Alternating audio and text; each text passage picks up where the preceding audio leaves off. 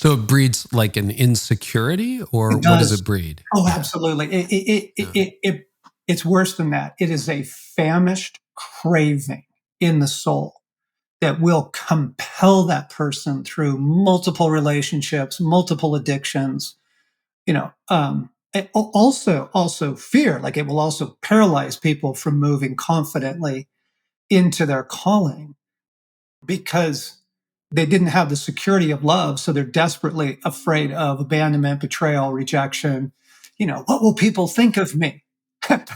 Right?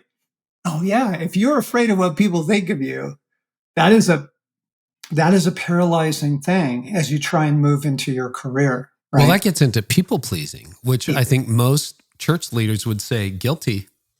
Because you want to be seen. Oh, it's such a trap. Welcome to the Carey Nieuwhof Leadership Podcast on YouTube. So glad you joined us today in the house, John Eldredge. And we're going to talk about different decades. Some of you, you're in your 20s. Some of you are in your 30s. Some of you, a little bit older like me. Well, what stage of life are you in? What does that look like? We're going to talk about all of that. And if you wondered, what does this decade bring for you? Nobody is better at that than John Eldredge. Think you're really going to enjoy this. Hey, if you appreciate this episode, make sure you subscribe, you like it, maybe drop a comment. Let me know where you're listening from. We love to engage with you. Now, going to get to the conversation with John Eldredge in just a moment. But first, a word from our very carefully selected partners. Today's episode is brought to you by Compassion. So you may be familiar with Compassion's mandate to release children from poverty in Jesus' name. But did you know that they actually help your church fulfill a believer's commission to fulfill the Great Commission, right? We're all commissioned with that. 89% of current Compassion sponsors agree that sponsoring is a clear and tangible way of living out your faith as a Christ follower. As a pastor, I've trusted Compassion for years. When I pastored Connexus Church, we sponsored hundreds of kids, and my wife and I, we sponsor kids on a regular basis in our own life as well. So if you want to bring this kind of mission focus to your church, then reach out to Compassion and let them know. Simply go to compassion.com/Carey. That's compassion.com/Carey, and watch God use your church and your congregation to impact the world. Well, welcome to the Carey Nieuwhof Leadership Podcast. Hey, before we dive into today's episode, we are going to do one of the monthly updates that I'm doing this year with David Kinnaman, the CEO of the Barna Group State of the Church. David, we're getting fresh data every single month. So just a quick update on what you're working on right now. So tell us, you are asking the question that the Barna Group has asked for years, but you have a new twist on it this time around. We do, yeah. So we have some really, really good news to prepare for you today to talk to you about. And it is the percentage of Americans who say they have made a personal commitment to Jesus Christ that is still important in their life today. And that's something we've been tracking for many decades. What we find is that it reached a high point of 77% back in 2009, around the time of the mortgage crisis, as it happens to be. Yeah, when things were really bad economically, everyone believed in Jesus. Sorry, is that a cynical take? Maybe not. No, but bad times in the economy are good times for churches, right? As a rule. Yeah, I think when things are tough, whether it's 9/11 or the pandemic or other things, there's a sense in which people turn to places of deeper meaning. And what we're finding now, so this is some of the best news that we have been able to release in years, but there is a real signs of renewal across our society. And currently, it is at 66% of Americans who say they've made a personal commitment to Christ that's still important in their life. Now, you'll note that is lower than it was when I just mentioned it, 77% back in 2009, and it was in the 70s for a lot of sort of from 2004 and 2005 through, it looks about 2011. But during the pandemic in 2021, and sort of like even 2019, it was down into the 50s. So 58% in 2019, 59% in 2020. In 2021 and 2022, it was at 54%. So just over half of Americans said that they made a commitment to Christ. But for now, for 3 straight years, it went from 54%, which was a real low mark in our 40-year history, to 59% in 2023 to 62% in 2024, and now at 66%. And the really cool news is that when you look at the age ranges for this, a lot of that renewal, a lot of that commitment to Christ is coming from Gen Z and millennials, not just older people sort of saying they're Christians. So really, really cool thing. So, there's a lot of evidence and across a variety of different places that there is a kind of spiritual resurgence, an openness to spirituality. Church attendance has sort of bounced to a good healthy level, not the all-time high, but better than it was a couple of years ago. And this is, I think, one of the best and clearest indications we have that change that's happening socially isn't just window dressing, that there does seem to be a resurgence of interest and commitment to Jesus across our society, even and especially among younger generations. Friends, this is great news. This is the kind of stuff we have been praying for. This is the moment that I think we have been waiting for in ministry. My challenge to you is to thank God for a moment of spiritual openness, for trends that seem to be reversing. And then what will you make of it? How will you help to disciple people so that this moment of spiritual openness and openness to Jesus can turn into even more deep-rooted disciples in the years to come? That's the real challenge for us. But wonderful news coming from the data. Hey, we'll take that. You and I have worked together for years, and we've often brought not very encouraging news, David. And you know what? You're right. So many people have prayed for this. Now, the cool thing with the State of the Church is that you're releasing fresh data like this every month. And this is not old data. If people want more, what you can do, leaders, is go to stateofthechurch.com. That's stateofthechurch.com. where you can learn more. This data is being updated as we speak. Whenever you're listening to this, we'll be back next month with a fresh episode of State of the Church, our little prequel to the podcast. And now to today's regularly scheduled programming. John, I've been looking forward to this conversation. Welcome back. Me too, Carey. It feels like it's been way too long since probably only a couple of years, but yeah, it's been too long. And I was telling you, my audience loves you. Like when we have John Eldredge on, people just love it. So that's great. It's an honor because you're doing such good work, and I love our chats. I do too, John. So, I was thinking back as I was getting ready for this. I have a big year this year. I enter a new decade. I enter my 60s. And I was thinking back, like you have the different stages of life, which I think, we worship eternal youth in this culture. And when I look in the mirror, I don't see as much youth as I used to, John. I don't know, maybe, but we have this idealization of youth. Yes. But you have a really different perspective. And so I'm wondering, we do have a ton of young listeners here. But the thing I love about the next generation is they're looking for people like you and me to mentor them, right? Exactly. That's exactly right. Because the poverty right now is spiritual mothers and fathers. Mm. Yeah. And we can talk about why that is, but it partly has to do with the worship of the, kind of eternal adolescence in culture. So happy to jump into that. Yeah, take it wherever you want. The floor is yours. Well, it's fascinating when you look if you read the biographies of, famous people, Lincoln and so on. If you look at the biblical record of famous characters like Moses and David, even Jesus, you can identify these stages of development that right now I'll talk about men, that men go through that in my years, 35 years now as a Christian therapist, has been really helpful to me in working with guys through their different stages and crises. Because here's the point, I'm going to sketch this out in a minute, but where we experience poverty or deprivation, it's like attachment theory. If you don't get attachment, it affects your adult life. And it's the same with these stages. If you don't receive the formation, you'll see how it, as we go on, how it affects. So that, and this is true for little girls as well. The early stage is what I call belovedness, beloved son stage. And these are the young years where it's Lego and it's story time and it's ice cream, with a loving parent who is caring for you, a loving mom, loving dad.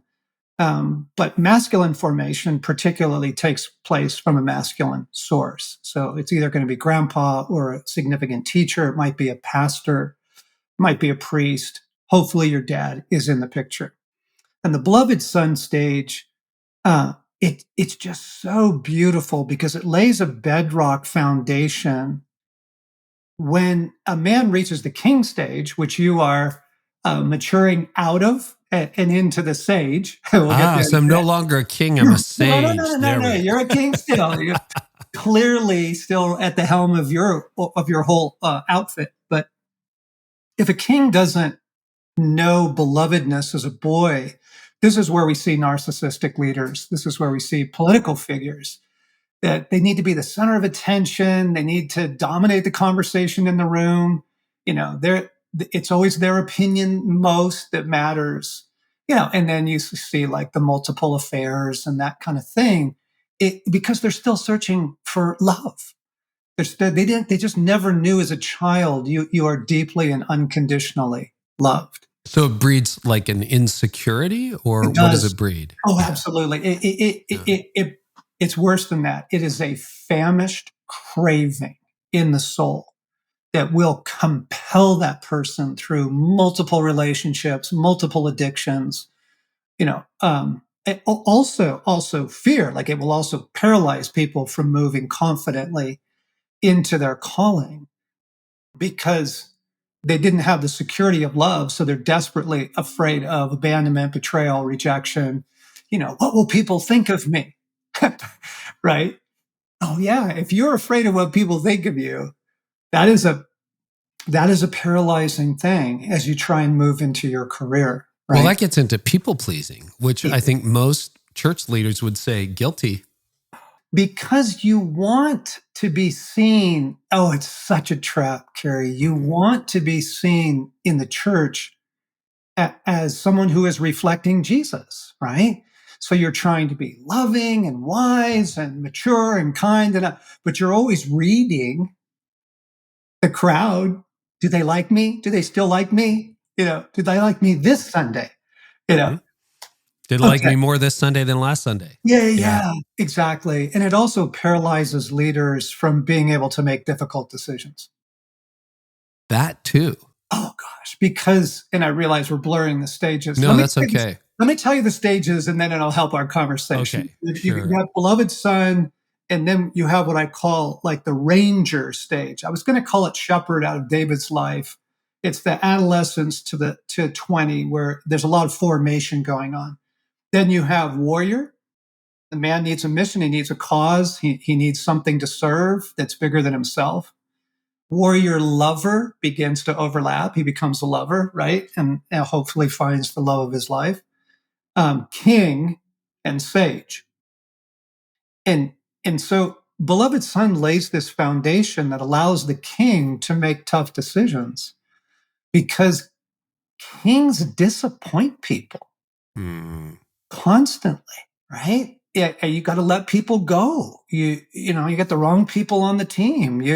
And if he is still or she is paralyzed in the search for belovedness, they don't want to offend anyone. Right? Don't want to let people down. Yeah. And that becomes a kind of paralysis. So here's the good news about the stages, because as I described this, the beauty is that God will meet you whatever age you are, and he will address the lack of formation that you didn't get earlier. Okay. So you've got a king and he's buying the boats and he's buying the houses and he's just chasing, childhood joy. Papa will come along and he will address the ache in the soul, right? Because every woman still needs to hear you are deeply adored. You are a father, and now you're God. Your Father God adores you. What's fascinating is that even Jesus needed to hear this. You take the baptism moment, and he comes up out of the water, and the Father speaks. Remember what he says? Yeah, you are my son. beloved son, in whom whom I am well adore. pleased. Yeah, exactly. Yeah. Yeah. Jesus, I adore you. And I'm very proud of you. Well, what child doesn't crave that? Okay. Stage beloved moves into, it's a fascinating thing, pre-adolescence, right on the shift. The boy, particularly, we're talking about stages of the masculine journey right now, cries out to be tested. They want bigger adventures. It's not just riding the bike to the park anymore. They might want to get a motorbike, or they might want to learn to ski, or if they are skiing, they want to do really difficult stuff. You'll see, like, this is a big adventure part.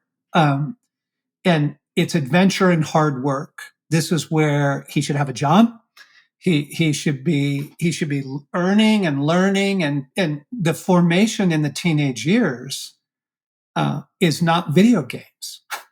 Yeah. It's not. The formation is, you have to learn that there is a way things work. And this is like, you're in a canoe, you don't turn it against the wind, sideways to the wind, right? You're working with electricity, you have to learn, don't stand in water. There is a way things work. The toddler within us rebels at that, because we just want to be able to do things the way we want to do things. I mean, I know that some of the parallels to the current American administration are coming to people. But the toddler within is a tyrant because they don't want to submit to the realities of life. Well, the ranger stage, I was going to call it shepherd, but that sounds so soft and religious. But think about David's life. It's like St. Patrick's life, when Patrick was kidnapped as a slave and taken to Ireland first in slavery. Patrick and David, they spent weeks outdoors looking after sheep, defending them from wild animals. So that when David does move into the warrior stage and he faces Goliath, he's like, oh, this is no big deal. My God has protected me from bears. And shepherd isn't, help me with this for a minute. Shepherd, as I understand it, as you understand it, as scripture talks about it, it's not like, gentle little playing a lute by the field. It's like you are bears, lions, you're fighting them off. It's a tough physical job. Yeah. It's like I'm reading through the Old Testament right now. Yes. It's like if you're a priest, you're a butcher. And literally, you are like dividing up the animals. There's blood on you. Yep. Like there's some strength involved in being a priest. Exactly. And these are life lessons that teach you about so many other things. Okay. Because even handling, game and domestic animals, livestock, when you're processing them, there's a right way to do it. And there are a lot of wrong ways to do it. Totally. Okay. So that allows the beloved son to begin to learn some maturity. It has formation to it. And I think adventure and hard work are really crucial to that. You get to about the 19, 20 year mark, and that young man needs a mission. This is the warrior stage. And what's fascinating, if you look at, we can take a negative example for a moment. If you look at most of the terrorist movements in the world, they recruit 17-year-olds. Because in his heart, he knows he's made for a big story, right? And he knows he's made to be a warrior. And here's the fascinating thing. This is documented about ISIS. When they do their recruiting, they send a father figure in. And the first thing he does is he buys him a Coke. Buys him a Coca-Cola. Yeah, because you're a beloved son. And so he begins to show that fatherly affection, and then he gives him a bigger story. Hey, you want to be part of a big story? You want to be part of a mission? You're a warrior. You're made for this. That's tragically a corrupt version of a very beautiful stage in a man's life. You need young men to be developed in the warrior stage, because the warrior stage is learning that you have a strength. It is for others. You want those firemen to run into that burning house? They got to have a lot of warrior in them, right? I give up my life for you, right? Yeah, okay. But on and on it goes. You're going to need the warrior if you're going to finish your PhD. You're going to need the warrior if you're going to plant a church or be part of a church plant. I mean, that is a fight. And of course, the kingdom of darkness is going to come against us, and learning the skills, of prayer. Right. Yeah. Okay. So that's really important. And I guess gangs operate the same way. They're recruiting at that warrior stage too, just like terrorist organizations. Exactly. Yeah. Because the desire is there. And masculine formation in particular doesn't happen from a feminine source. This is why pornography doesn't work. Pornography is not about sex. Pornography is the search for masculine validation. For a moment, I feel alive as a man. And if we can be a little bit candid, if you feel arousal, right? And you're feeling, whoa, like I have what it takes. This woman makes me feel alive, or this imagery, or this film, or this video. The core search. So let me go back to the little boy for a second. He needs two things. He needs to know he's beloved, and he needs to know he has what it takes. That's the core lessons of boyhood. You are loved and you have what it takes. So the overprotective mother, for example, doesn't let her son take risks. Can't climb the tree, don't roughhouse, calm down. But he needs to ride his bike with no hands. He needs to know I've got what it takes. He needs to learn to do a backflip on the trampoline. He needs, all that testing. Pornography is an artificial intimacy and validation. It's literally speaking to that hunger, but it never works, right? It doesn't have a lasting, now I know who I am. Now I know who I am, right? Okay. Beloved, ranger, warrior, lover.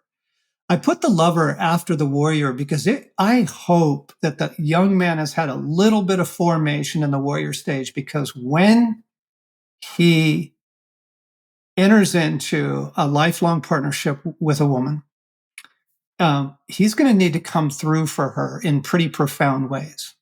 And he can't be looking to her for his validation, or it'll cripple him. Right? And that lesson seems to be lost with a lot of people these days. And I'm not sure I had that lesson going into marriage. Tony and I will be married 35 years, but there were times I was looking to her for validation, and it's a bit of a disaster. Don't do that. It does, because it cripples you from making tough decisions, right? Or maybe taking an opposite position on something. If you're looking for validation, it's how am I doing? How am I doing? How am I doing? Do you love me? Do you love me? It's a disaster for a marriage. And women don't like that. They don't like feeling like the verdict on their husband's identity is on them. They don't like that feeling at all. It's like, be a man. Okay. I was literally having a conversation recently with a woman whose husband was going through a bit of an identity crisis, and her words, I am not attracted to an insecure man. You need to figure this out. I've heard that from women before. There you go. Yeah. And if you don't go through the formation that I'm describing, and then you turn to the woman, and the woman feels like the answer to your life's question, it is a disaster. And then, he'll go through serial partners, and he'll never be able to commit. And there's always you didn't fulfill me, so I'm going to go find somebody who will. Bingo. Yeah. Wow. Yeah, all right. So that's the lover stage. And roughly, beloved son lasts until early teen years? 10. Beloved son is about 10 years old. Ranger is? 10 to 18. Okay. Warrior? Starts around 18, and in some ways goes for the rest of your life, but it goes until 40 when you become a king. Around the age of 40 is the transition to king. But I want to say, you're a warrior lover, or those are two different stages? Exactly. You're a warrior lover. Okay. So it's a hyphen. And obviously these are the age of young families and young kids and young career. And, he's got to get out there and fight the wolf and the bear, so to speak, and show himself worthy in the marketplace, right? But he's also got to come home and love. And there is a movement. What's so fascinating about this, Carey, is that when I wrote Wild at Heart, we were living in a very different world than we do now. Like the wave of gender dysphoria had not yet hit. Trans questions and identity and all that. The pendulum is so swung. There are a lot of men now who are listening to podcasts and following leaders, looking for masculine leadership, but it's basically it's lacking the lover, because it's like, well, you need to handle firearms, and you need to lift weights, you need to be bench pressing at least 450, or you're not a man. And it's this hoorah. It's basically, I want to be a Navy SEAL and a citizen life. Okay. That's what these guys are craving. And some of that is great, right? If these guys are first responders and stuff, you want them to be in good shape. The thing is can he take his 8-year-old daughter out for a date? Can he listen to the heart of his 16-year-old daughter? Right? If you don't have the lover in you, which is the right brain, it's the more sensitive side, the intuitive. If that hasn't been developed in you, and you are only, warrior, oof, that's going to be rough on all of the women in your world. So you see part of that in culture, but not the whole picture. It's not. It's like a caricature now. And let me back up, because this occurred to me while we were talking. This framework you've been teaching for several decades now, yeah, right? Yeah. And it hit different 20 years ago than it's hitting today, no question. And I've got Mark Sayers on the podcast. I don't know whether it'll be before or after this episode, but we're talking about, was 2023 the year that woke broke? Yep. Because I imagine you got a lot of critique around this framework over the last 10 years. Did you? Yeah. What kind of pushback would people give to this idea that men are warriors, lovers, kings, rangers? What was the critique of that you heard? You still could probably write it. Yeah. Your caricatures, you're putting, this is too rigid. There are a lot of men that are not interested in, movies like Fight Club and Navy SEAL stories. But if I get a chance to talk to them, I want to come back quickly to say, if you came to a Wild at Heart retreat, we do these 4-day healing experiences for men, you would see more tears than you've seen in the company of men, probably in your life. Because this isn't about being a Navy SEAL, though I admire them very much. Yeah. This isn't about being a first responder, though I admire them very much. However, I'm not going to yield the ground that courage is essential to masculine expression, right? Cowardice does not serve the community at all. Yeah. Nor does narcissism. Okay. Chasing belovedness and buying yourself things and being the center of the story, that doesn't serve anybody. So these categories, I really do think they're eternal. You'll see them in primitive cultures, but you'll also see them in Shakespeare, right? I mean, I'm describing King Lear's life. Yeah. Okay. King Lear is still seeking belovedness, and he blows up his kingdom and ruins his family because I don't know if you remember the test in the story, but he divides his kingdom up between his 3 daughters based on how much they tell him they love him. And he destroys everything, right? He's the classic king who wasn't the beloved son.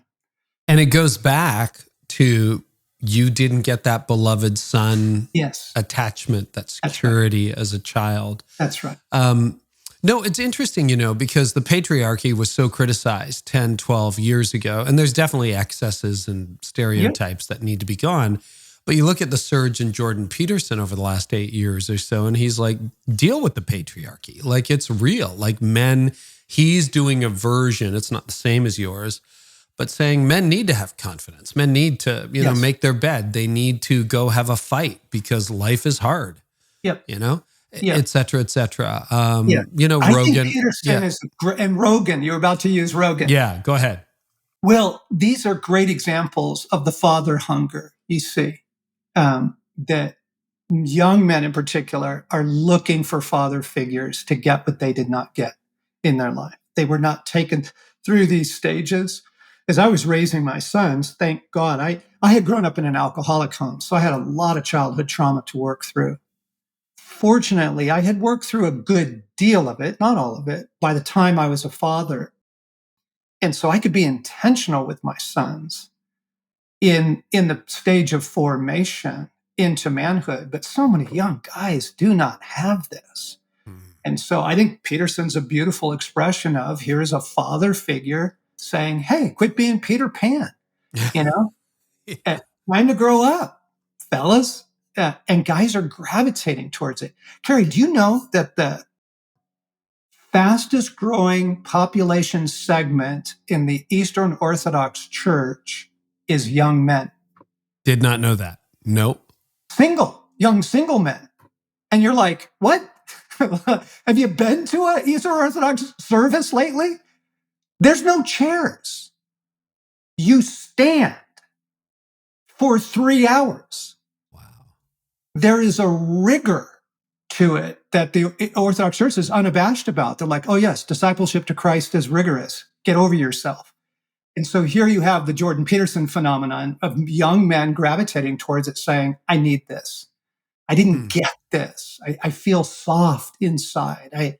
I need the rigors. Look at the wonderful success of John Mark Comer's discipleship programs, right?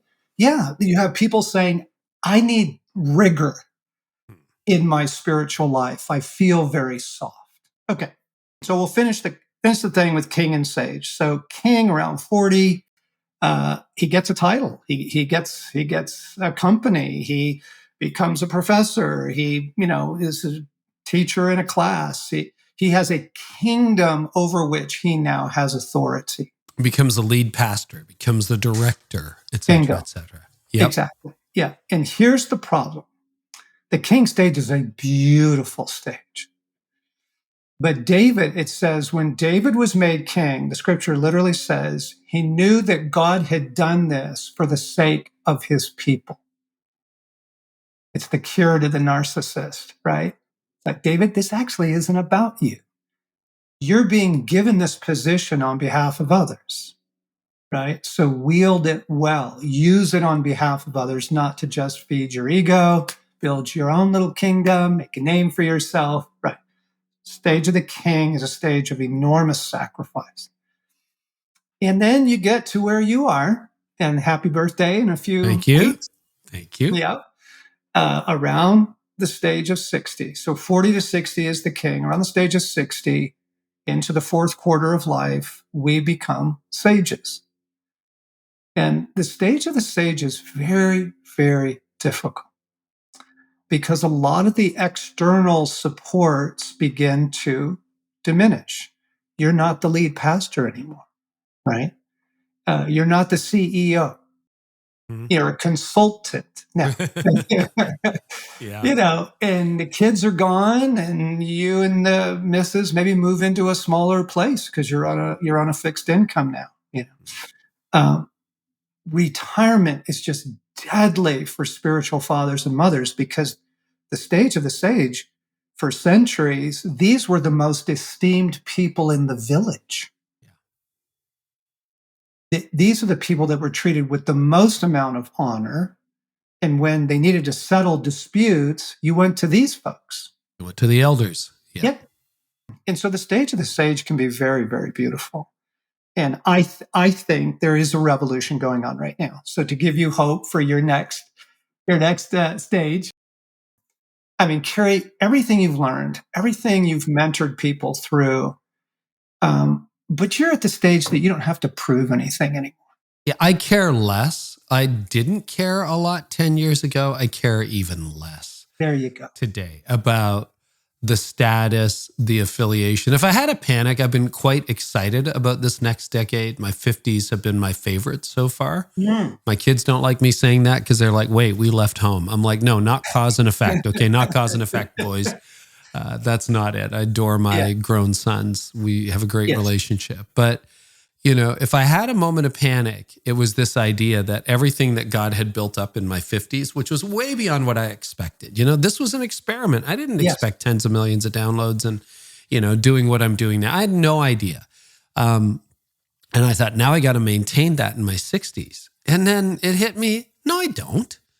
I don't need to preserve. I can reinvent. I can reimagine. I can embrace a new role. And there's a tremendous freedom in that. Like there's not a necessity to repeat what you did in your 30s or 40s or 50s. There's a freedom there to pursue a different iteration of your calling. Now, I have no intention of stopping what I'm doing, but if you feel like, oh, my best days are behind me and I have to build on what I've already built, that's a lot of self-imposed pressure that isn't real.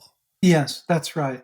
Tell me, break that down, counselor. What am I missing? That's right. Because instead of bringing the new shiny thing, what you bring now is wisdom and experience and stories to tell. A lot of those stories based on our mistakes. Yes. Is that right? Yes. I'm the cheat code. You could rename my company Cheat Code as like, this is how I blew it in my 20s, 30s, 40s, 50s. And here's the cheat code. If you want to save yourself some anguish and maybe a marriage, it'll help. That's right. Yeah. Yeah. So the stage is just absolutely beautiful. And Stacy and I are loving this because as I was describing with the Peterson, even the Joe Rogan thing, and I respect these guys, Yeah. I'm not dissing them. I'm saying they demonstrate the hunger for fathering, I think, in particular for young men, but larger now, we can just speak to the need for spiritual mothers and fathers at this stage of life. People need wisdom, counsel, guidance, because for the last 4 decades in the church, we have worshiped youth. We have worshiped. It's the young, successful pastor, right? That everybody's wowed by. You go, what? Mm-hmm. That guy should still be in the back seat. Yeah. I mean, I'm going to be honest. He should not be a king at 30. So you think it's sort of like the Constitution, you can't be president till you're 35? Right. Oh, interesting. That's right. Yeah. For his own sake. Because he has not had the stages of formation that will carry the kind of weight. You remember the story, Augustine wept when they made him bishop of Hippo. He wept because he knew this is the role of the king is crushing. I got to ask this question on behalf of numerous 30-year-old lead pastors who are listening to this and just stopped dead in their tracks, who honestly, I admire. Some of them got there because of a moral failure. Some of them are church planters. I mean, I've got names. I'm not going to name them, but they know who they are. And they're in their early 30s, late 20s, mid 30s, and they're leading very significant, fast-growing ministries. Do they need to resign? Like, what do they need to do? No, but they had better get a spiritual father tomorrow. They're going to need some elder, wise, loving counsel, somebody who's totally outside the church framework. It can't be anybody who has any investment in it, right? Not an elder, not a deacon, literally not a member. Your elders. Right, right. Yeah. No. Because no, you don't need to resign. You need to recognize I was made a king a little too soon. You just need to name that. I was made a king at 30. It was a very small kingdom, half a dozen people per church for 3 churches. But it grew very rapidly. And that's probably the decade of my biggest regrets. I did not have the wisdom or the insight to know how to handle that personally or organizationally. And I didn't blow up my life to the point where I had to take, a pass or resign, but it was a hard decade it was exciting and it was a very hard decade in terms of marriage, parenting, relationships. I didn't know how to build a team. And then, I hit the wall at 40, 41 with burnout. And that's where the rest of my life. My life's on a hinge. It was pre-burnout, post-burnout, and that's where, God got my attention and things went way better after. And if you're on the outside, if you're in the back row, you're like, yeah, that's cool. My 30s weren't a train wreck. But yeah, that's a decade that I would be like, if I knew then what I know now, things would have been different. There you go. Yeah. There you go. So the other thing I would say to these beautiful young leaders is the pace of your life will give you a pass on doing the internal work. Don't ignore the internal work. Mm-hmm. It was in my 30s that I finally dealt with growing up in an alcoholic home. And the only reason it happened was because this rage was coming out of me at my own children. And I was like, whoa, I do not want to. I was not violent with them, but I did, there was an anger. And I had no idea, Carey. I had no idea. Where is this coming from? Where is this coming from, or what it was really like? Because I was just a survivor. You grew up in an alcoholic home. You're a survivor. You just get on with things. So young leaders, you can't neglect the internal work. Wow. And the pace of your world's going to give you a whole lot of reason to, it's just the next thing, the next thing, the next thing, and be amazing. But you all probably ought to have a therapist as well. Okay, good advice. So that's the king stage. What other notes about the different stages, just to paint the picture a little more clearly? So sage is like 60s indefinitely? Yeah. Yep. Into the kingdom. Yeah. So one of the things, when I was younger, John, I thought all your life problems got worked out by the time you're 50. If you had financial problems, they'd be fixed. If you had marriage problems, they'd be fixed. And of course, a few years of ministry and a few years of life. And I'm realizing that is not true. This is not true.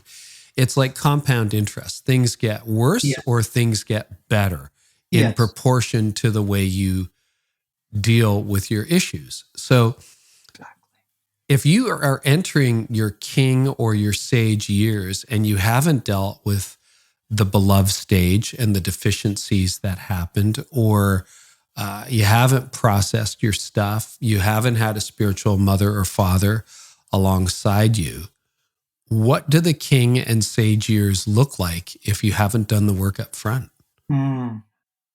Well, it's crushing because you won't get belovedness. Right. You can't, come on. You're going to please everybody in the church. You can't please 20% of them, And so it's going to be crushingly disappointing that you can't get that ache met from your external world or your company. Yeah. And is it because you've now had a couple of laps and they haven't delivered? It's like, well, this marriage didn't work out, or this venture didn't work out. And now you're in your 50s and that's still not working out. The angst builds. Yes, that's right. Oh. That's right. And here's the beautiful thing. I do want to throw some more hope back into the conversation. Yeah, no, but there's a lot of problems. The beautiful thing is that your Heavenly Father and your Lord Jesus know all this about you.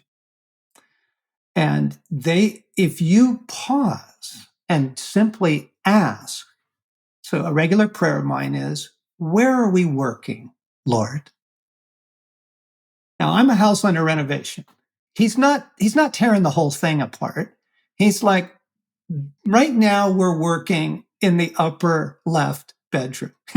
Right now we're working on your fear about the future. And so let's go into your fears, John. Let's unpack that together. And he will address belovedness, and he will address the courage of the warrior. God will father you until you are in his arms. Okay. That's the hopefulness. And so you just want to ask the question, okay, Lord, what are we working on?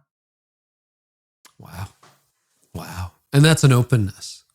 What about the sage years if you don't deal with your stuff early? Well, look at how quickly, the death rate, 50% of men die within 2 years of retiring.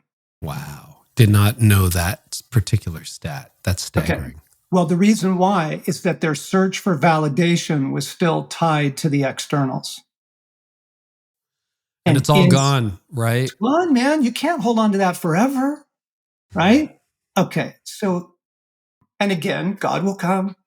He will come to an 80-year-old man and tell him that he is his beloved son. I mean, he will address this. But if you don't, the poverty is your body can't keep up. You just can't. And you can try all the biohacking and all that. And I'm a big health and wellness guy.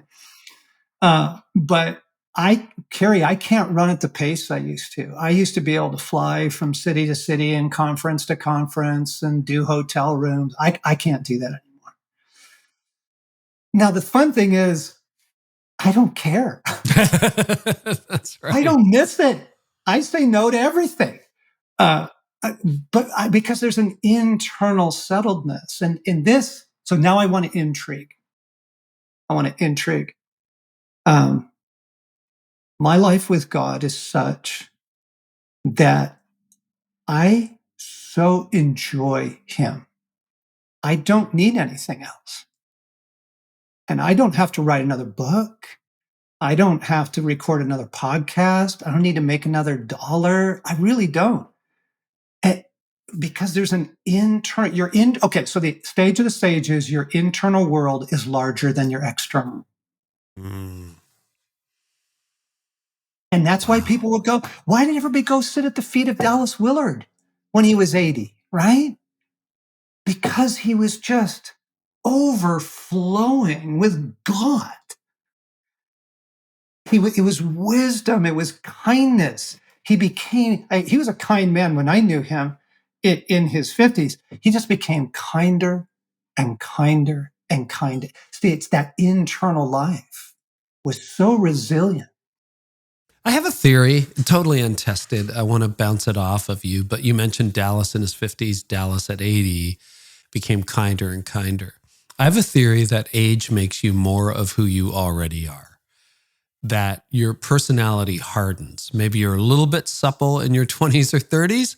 And so when I've seen the unkind, the competitive part of me come out, I'm like, nail that now. Pray about it now, because that could be you at 80, and you don't have control over that anymore. You're just, it's like your arteries, they got hard or something like that, and you're just this mean dude. Do you agree with that, or what have you seen? Carey, this is why God kicked the human race out of the garden. Because he literally says, if they get a hold of the tree of eternal life in their current condition, and they get to live out that hardness indefinitely, I mean, it's a nightmare at 90. It would be a nightmare at 990. If it's compounding and you're just worse and worse and worse. Exactly. This is literally why he cut us out of the garden. Because until the transformation could begin, you can't let people just go on in their sin and their brokenness. So I listen to the podcast like everybody else on biohacking and ultrahumanism and superhumanism and that kind of thing. Candidly, John, I'm not interested. It's like, give me my 80, 85 years. I'll go be with Jesus. I'm pretty happy. I'm interested in my health span. Like, I'd rather be an agile 72-year-old than a paralyzed 72-year-old, or, because I didn't take care of myself. Exactly. I'd rather have mobility than no mobility. But like this desire to live forever, I'm not interested remotely, because I think Jesus covered that. I'm probably going to be okay in eternity. What are your thoughts on the whole quest? Why are people doing this? What are your thoughts? Well,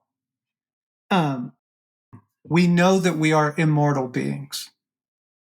And until you know the source, you're going to search for immortality. I drive down the streets and you see this is the Judd B. Jepson Memorial Highway and that kind of thing. And I'm like, y'all understand, he doesn't care anymore.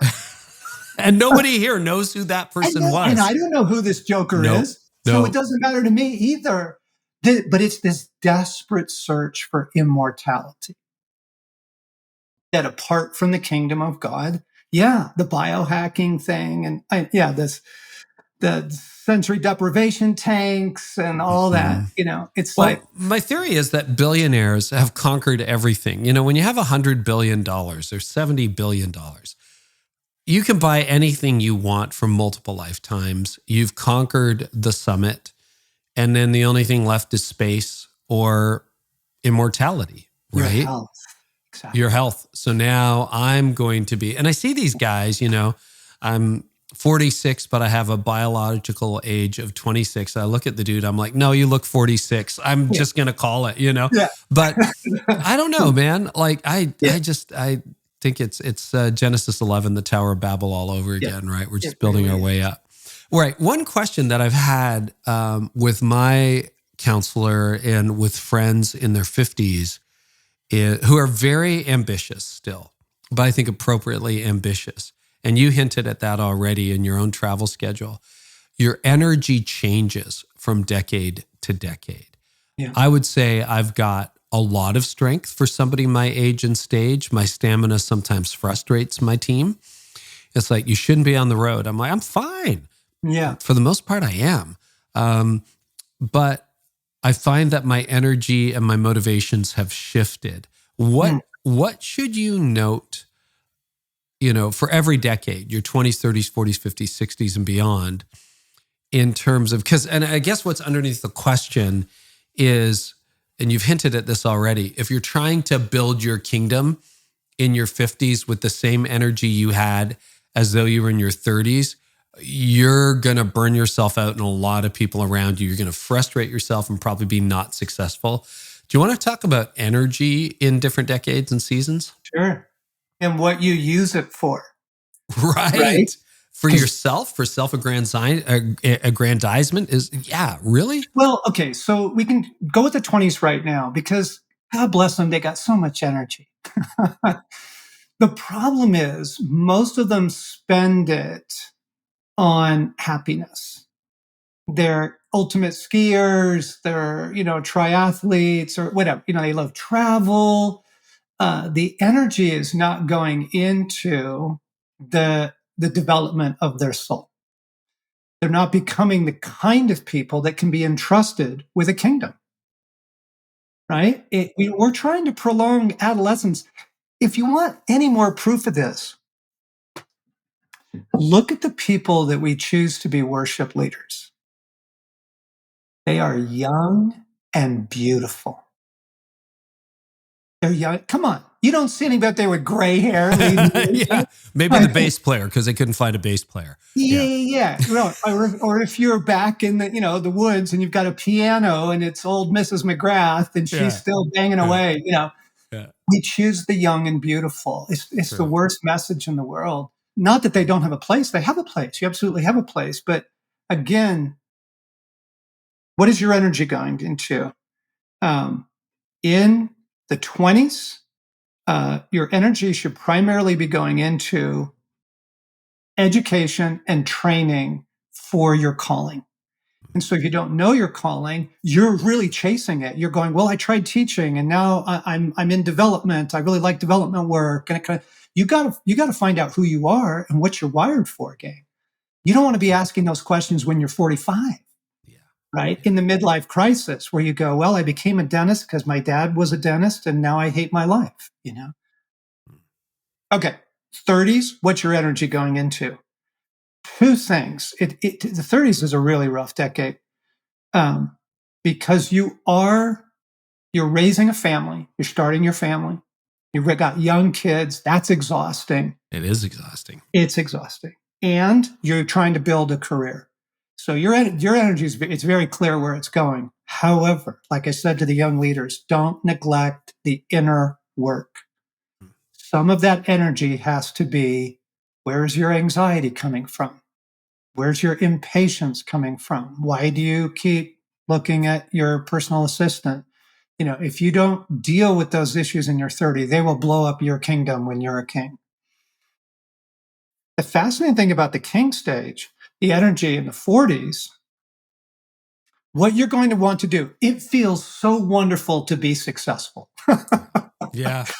That if you get any level of success, and I'm not talking about New York Times bestseller, if your company is working and you're making a little bit of money, if you can travel now, you can buy a few nice things, you can take your wife out to dinner. you can begin to think your energy is about success as a king, but it's not. Mm. That the king, and this is really beautiful. You can bring this to any church and any corporation. What is it like for the people that live under this king? Mm. It's an instant test. You shall know them by their fruit. Because you want people to say, people flourish under this king. That's a Man or woman, question. people flourish under this king. Their children are flourishing. Their wife is flourishing. Okay, so he's not sacrificing the marriage on the altar of his business. If he has a congregation, his congregation is, or his creative team, or the people who are around him are flourishing. Well, that's because his energy is going into their flourishing. Yeah. And that's really counterintuitive to, the narcissistic king, right? That's a really good thing because, when you talked about the 20s and 30s, a lot of that can be self-focused. Like, as I was in my 20s, if you got one annual vacation that wasn't camping, you were living a luxurious lifestyle. Yep. And now it seems to be, well, there's the trip to Italy and the trip to, Right. Colorado. And then we're going to go and hang out in Thailand for a little while because White Lotus is there right now.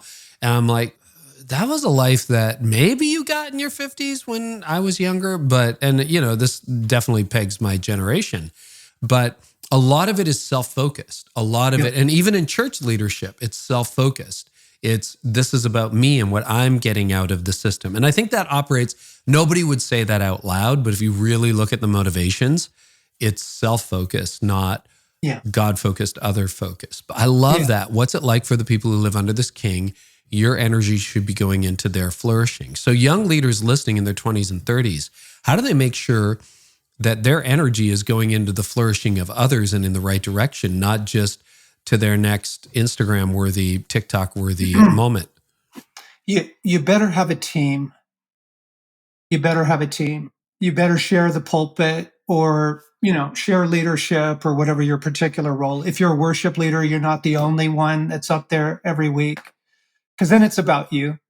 A really good test of any pastor or priest is, do they share the pulpit on a regular basis? I don't mean just for their vacation. Right. Or that dead Sunday after Memorial Day or Yeah, whatever. exactly. Yeah, that's a good test. But when you're young and you're building something, you're building a church, man, those are exhausting years. I would just hope it wouldn't all be on your own shoulders. I hope you got some pals who are helping to carry the weight. Okay. 50s. So you're a king. Yeah. As you move into your 50s, they say it's often peak earning years for people in their 50s. Mm-hmm. And then it starts to decline a little bit in your 60s unless you're exceptionally fortunate. What else there's a lot of lead pastors. The average lead pastor in America today is in his or her 50s. What do they need to know? You are planning for your succession. Yeah. Now, what about the pastor who says, I got 20 more years in me, 25 years in me? You are planning for your succession because as you step into the sage stage, you don't want to be living the same life you were living at 52.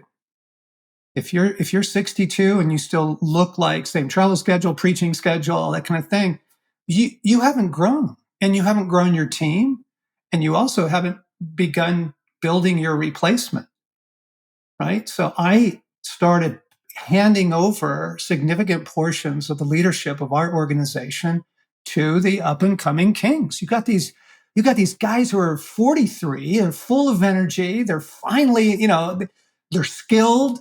They got vision. Use them, man. What are you thinking? Like, share the joy. And what I mean is you begin to lessen your hold on the steering wheel. Because if you don't plan for that, you're going to be the guy who retires and dies. Because you've got no vision for your future. Right? So 50s, sage stage. Let's get into 60s and beyond. How do you manage your energy? What are you doing? What are you noticing? Can I ask how far into your stage you are? I'm turning So I'll be 60. 65 in June. Oh, wow. So 5 years in. Congratulations. Yeah, loving it. Loving it. I take a nap every day. Oh, I've been doing that since my 30s. So Oh, brilliant. I love it. Brilliant. I love it. You take a nap every day? Yeah. Yeah. Yeah. It's conservation of energy. And I still run the organization. I'm still the president. We have a staff of about 20 people. But when I'm sitting in executive meetings and I can feel my energy coming up over a small matter, it's like, John, first off, you shouldn't be so amped up over something so small. And secondly, you really need to budget where you invest your passion. I don't want to live the life. So I literally had this conversation yesterday with a member of our team who is 72. And he's a beautiful man and very wise. And we don't need to kick people out the door because we don't worship youth. We respect wisdom. However, the conversation we were having was, you are not 50. And you need to lower your expectations for your output. And you could see the identity struggle, well, then that's where God's working. It's like, oh, your identity's still tied up in your work. Mm-hmm. Yeah. What do you do with identity? Because that's a huge issue for church leaders. I mean, it's that confusing matrix where what you do is for God. So am I being unfaithful if I step away, et cetera? But, you at 65, me at 60, we're still leading our organizations. A lot of it came about because of the work we've done, the books we've written, the podcast we host, the speaking that we do, et cetera, et cetera. And honestly, I have no immediate retirement plans. I get enough time off. Tony and I tack on days here and there and take weeks here and there. Like, it's fine. And she's on board with that. And so I play this intellectual game with, is my identity in my work? I don't think so, but I think it's a fake game. Like, if it all disappeared tomorrow, who would I be? I don't know, John. Like, I did okay when I stepped out of the lead pastor role a decade ago. Still go to our church, still love our church, hanging out with our lead pastor tonight, the guy who succeeded me. He's a great guy. Jeff is awesome. But I stepped into this. So now I had something else to replace my identity. So I think it was a fake test. What are your thoughts about that? Yeah. Well, this gets us into, this will feel a little bit like a right turn, but if you stay with me, you're going to see how utterly relevant this is. We have not, well, let me try this again. When Dallas Willard wrote his seminal book on the spiritual disciplines, he called it the spirit of the disciplines, because he wanted people to focus on the why. Why do you do these things? What is the purpose of fasting, silence, solitude, generosity, et cetera? What Dallas was saying is, you do these things in order to tap into the unending life of God that is available to you, vine and branch. That is so far beyond most Christian leaders, teachers' understanding of their spiritual life. We have a very, very left brain approach to Christian discipleship right now in the West. It's content, it's excellent content. It's the quoting the latest research, the new work on Mary Magdalene, or, the problem is that the soul is designed for union with Christ. I mean, a deep, existential, ontological, experiential union, out of which flows everything else you are and do. The failure to cultivate that union, if you don't have that union by the time you're a sage, you are a little bit behind the learning curve here, because you don't need it. Your union with God is enough to provide you with the affection and the validation and the affirmation of your soul. So you read the mystics, the Christian mystics down through the ages, and people that you might not expect. Thomas Aquinas was a mystic. Martin Luther was a mystic. Big left brain guys, but they would speak most tenderly about their intimacy with God and their experience of him. So it wasn't just academic. They're like, no, I know God. I am his friend. I'm the friend of God. This, the orientation towards union has been almost completely lost in Western Christianity. Yes. Yes. Yeah. And therefore, we can get into some of the symptoms of that. But I think, my goodness, if you're a sage, this is your main work. It is your deep contemplative life, your internal life with Jesus. And because it is your greatest joy. It's not work, it's joy. Are you kidding me? Oh my gosh. But also because, some of the external, shinier things are going away, Yeah. Do you find that the things that motivated you 20 years ago don't motivate you as much anymore? Yes. Yeah. Do you want to talk about that process? Because I think if you're 40, that's really hard to understand. Yes. If you're 40, you don't need to understand. Oh, okay. That's good news. Let's just go do what 40-year-olds do. Go do. You guys, there's no skipping class. So you can't be a sage at 30. You can't. You can't. And that's why I was saying you really can't be a king at 30 either. But if you are in a king role, just admit, wow, I kind of got promoted early. I better have some support around me because I don't have the formation of the soul yet to carry this that I'll have when I'm 45. Okay. That's okay. No harm, no foul. We're not shaming anyone for that. But there's no skipping class, gang. There's no skipping class. I tell you what we do need to do, though, is like Dallas saying, the spirit of the disciplines is this. We do need a fundamental reorientation in our discipleship, in our teaching, to towards intimate experience of Jesus as the normative Christian life. It's not because, see, the thing is, you read, Teresa of Avila or John of the Cross, you read St. Anthony, you read Athanasius on Anthony. None of these people would say they were exceptional. They would say, this isn't rare. What I enjoy with God is not rare, and it's not meant to be rare. And we treat them like they're once in a generation exceptions. Yeah, exactly. And they're not. They're not. And you were saying about Dallas. Tell us more about Dallas. Oh, he's just so precious, though, because Dallas would have told you that as well. But he was also a very frank man. And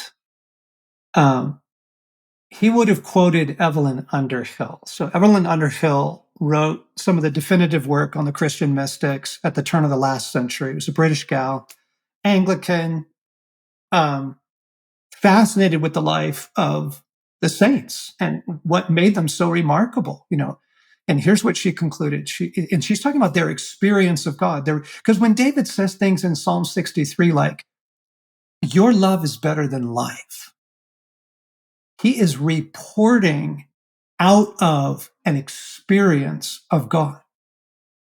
It's not just poetry. He's saying, oh no, I know you. I've tasted you. There's nothing close. So here's what Evelyn Underhill said. She said that these men and women had the experiences that they had the life with God that they had, and that this is the phrase, not because he loved and cared for them more than he does us, attended to them, not because he loved and attended to them more than he does us, but because they loved and attended to him more than we do. So I know this has been a big part of your life and your new book, Experiencing Jesus, really. But I'd love for you to tell us how you got to a place where that became true in your life. And I know that's probably a 2-hour or 2-week seminar answer, but I'm wondering if you could just give us an indication, because somebody who's going, I know what you're saying is real, but I don't know how to get there. Yes. I think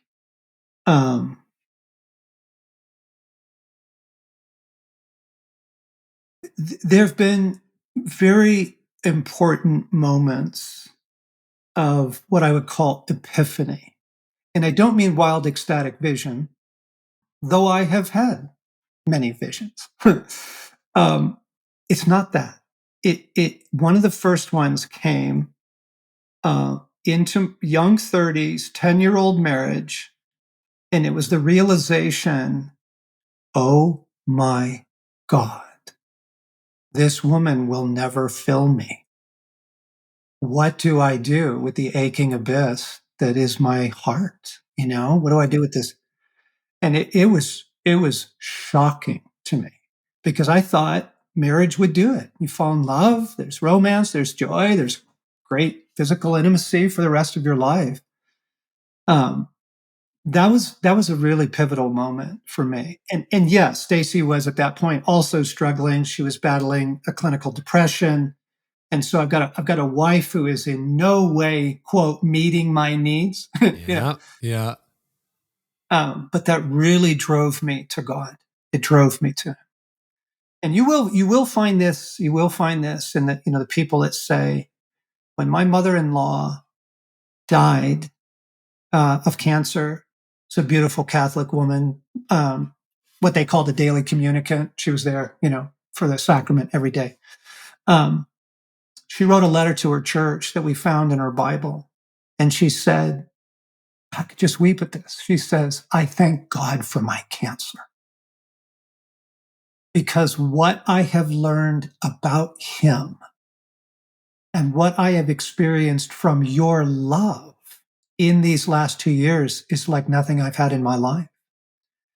So, um, folks, your pain will drive you here if you let it.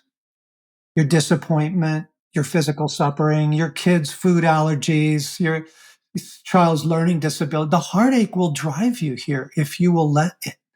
It will drive you to an inexhaustible source of love and what the old saints would call consolation, right? Just the well-being that comes from being in the presence of God. Okay, but there are a couple other watershed moments. And the second would be, I call it the second wardrobe door. Meeting Christ.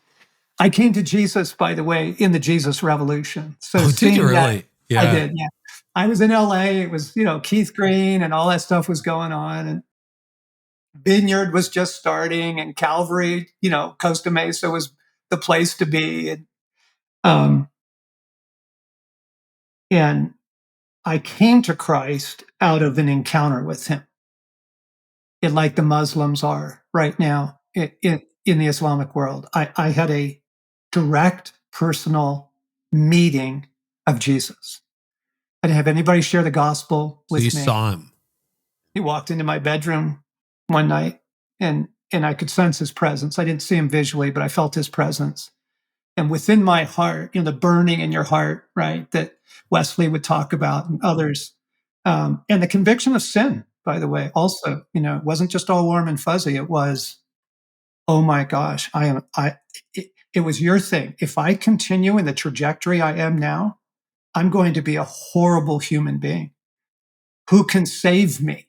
And so for me, salvation wasn't just eternal. Salvation was character. It was personal. I literally need to be saved from who I am and who I am becoming. So that personal encounter with Jesus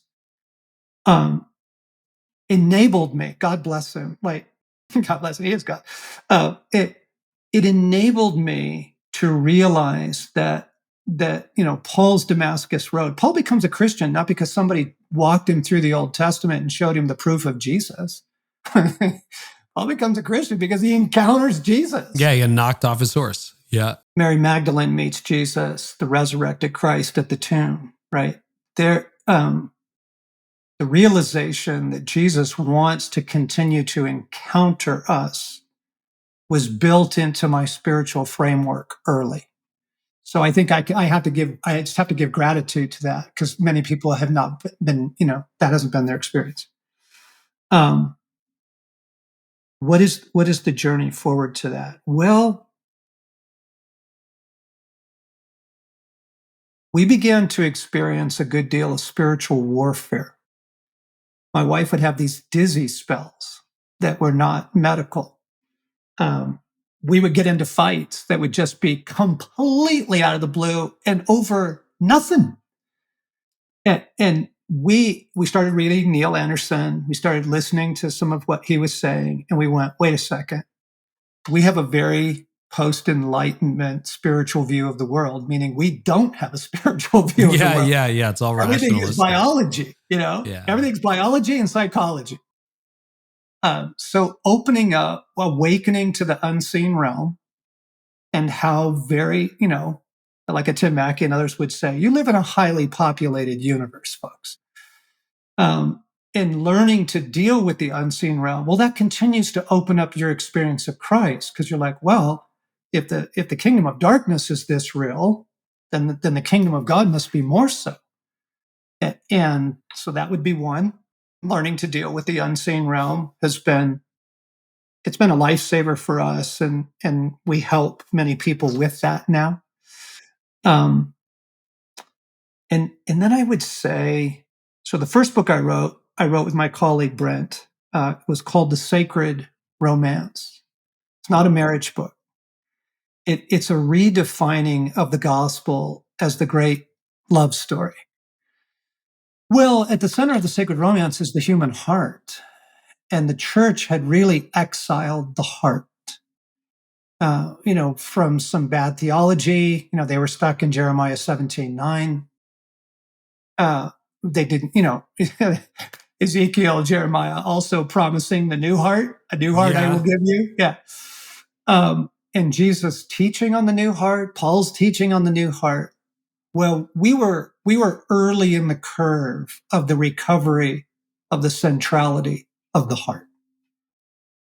That the mind is a beautiful instrument, but it was never meant to supplant the heart.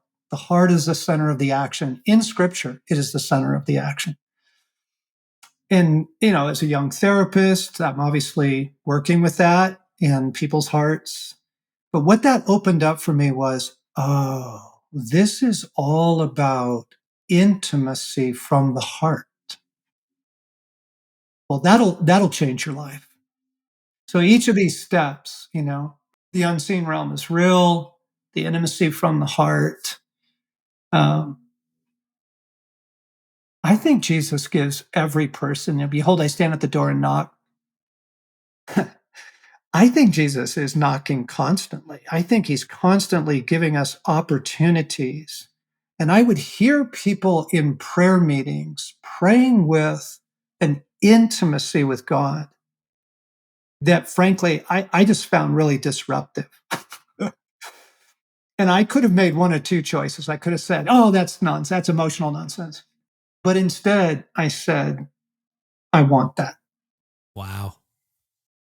I want that. So you can hear there's these stages, turns, twists, opportunities into the deeper life, into the life of communion. And then, you start reading the mystics. You start reading from George MacDonald all the way back, John of the Cross. And you're going, this was what I was reading in Brother Lawrence, the Carmelite friar who worked in the kitchen in Paris, famous now for his book, Practicing the Presence of God. Here's what Brother Lawrence says. He says, I cannot understand how religious people can be satisfied with anything apart from daily communion with Christ. He's describing intimacy, an actual living reality. He says, for my part, I keep myself, he called it retired away. He is turned inward to the inner communion with Christ who now dwells in the heart of the believer. He says, I keep myself there, and any turn away from him is insupportable to me. Well, that's pretty hard to practice when you are just running programs. Yes. Yeah. Yeah. Yeah, there is, God is sovereign, but there's a lot of activity on behalf of God without a lot of knowing God. And God somehow manages to use the bunch of it. But, Tony and I, my wife, we've been talking lately. We've been through all kinds of ups and downs. I know you and Stacy have talked about your marriage publicly, and you've had seasons that were extremely difficult, and perhaps one or two where you wondered, how are we going to make it through that? And Tony and I have been there. And we're in the best season ever.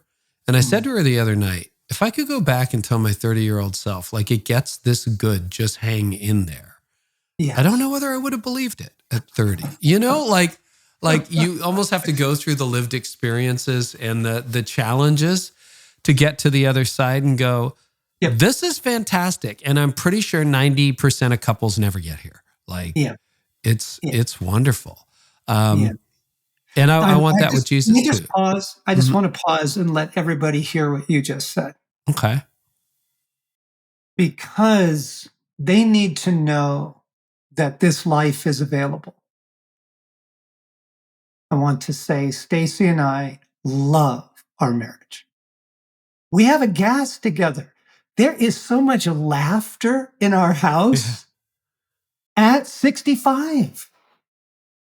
Just to hold out, wow, maybe there's a different way of, we're not just domestic partners or, co-careerists.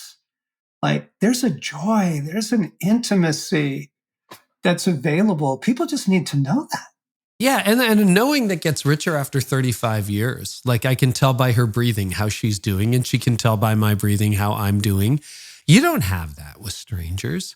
And someone who knows, there are direct parallels between your relationship with God and intimacy with God and intimacy with your spouse, I think, potentially. Absolutely. And not everybody has a great marriage. And, we didn't have abuse in our marriage or an affair in our marriage that we needed to recover from, thank goodness. But I see a parallel there. And and that's a quest for me. It's a quest for me. Went to a funeral of a 91-year-old man, father of a friend, who died, and he prayed every day on his knees. So since that funeral, I've been praying every day on my knees. I thought, you know what? That's going to make me more focused. Hasn't beautiful. I haven't been knighted for sainthood yet, but we're just that long obedience in the same direction. Yes, right? yes, and the small choices.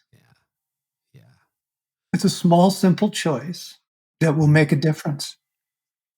John, this has been really, really rich.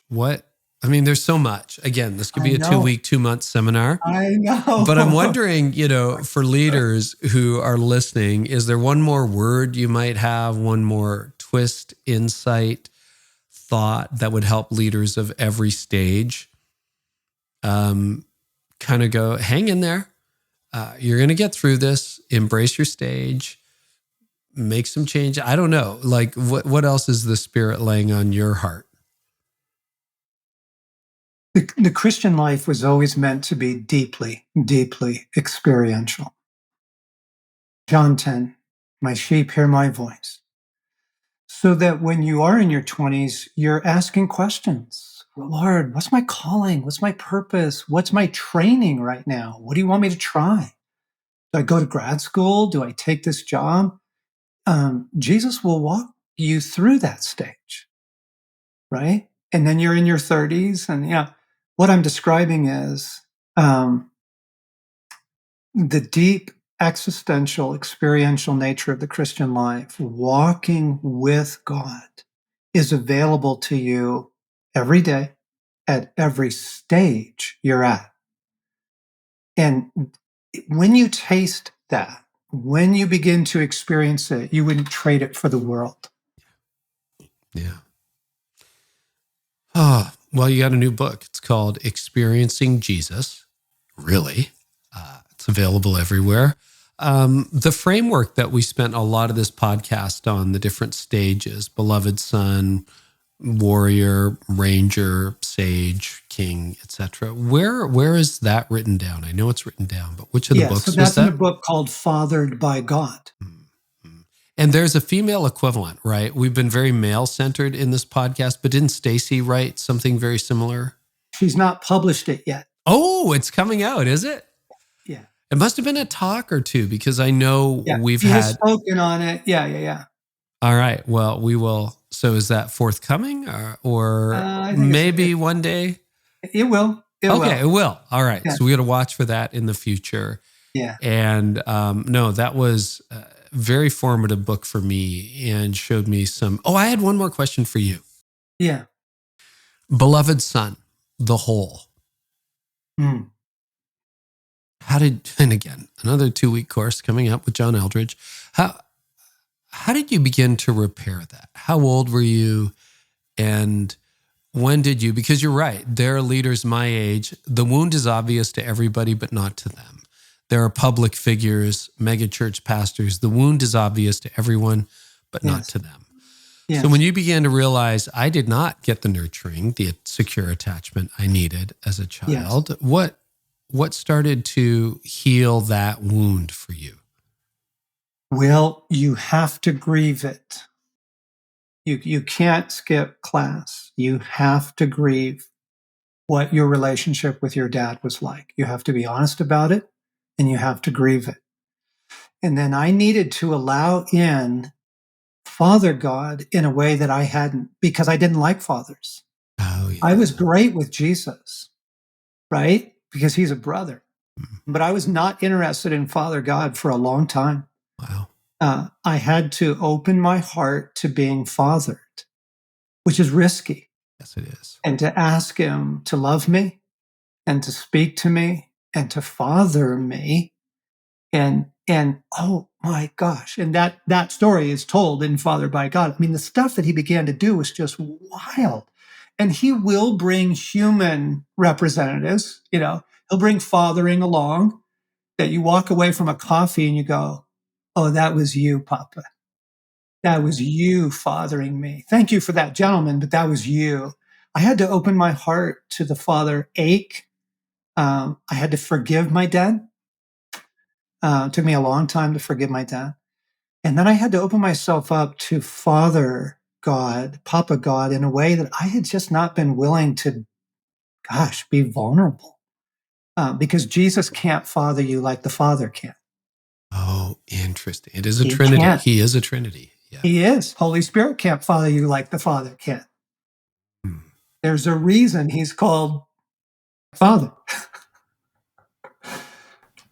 Wow. I don't know why. That's a very emotional moment. And God will meet you at any stage you're at. Yes. So if you're 17 or 77, it's not too late. Yeah. John, we shouldn't make it so long till we're back again. Thank you. I always enjoy it, Carey. Oh, I love it. You're very, very generous with your platform. Thank you. Oh, you're very generous with what you've learned and what God is doing in your life. And I love having guests for whom it's personal.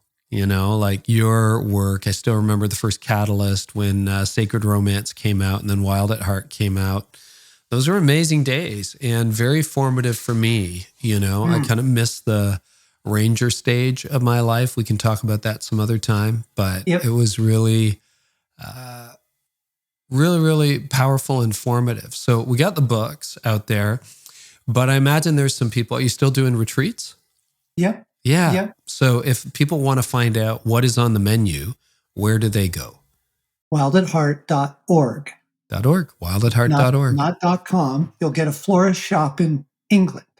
Oh, well, hey, I'm sure, lovely flowers, but yeah, we're after something else. Yeah. John, until next time, thank you. Yeah, You're such a Carey. gift, such a gift. Thanks for your generosity.